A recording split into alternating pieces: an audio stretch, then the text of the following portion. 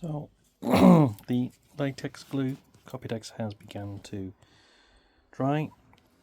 I just stirred up the paints here, and what I'm doing is I'm just dabbing in colours, and this is just a little off-cut foam,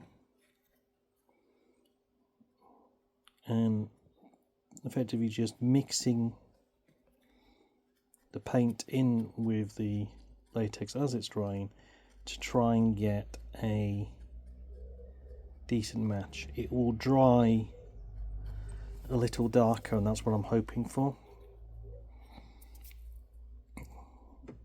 So it's a slow process. I've got, where is it? There it is. I found the actual an old screw that's had some glue on it. You can see I'm just dabbing it in, and as I said, it is a long and laborious process, but hopefully it will match in with the actual target when it's finished.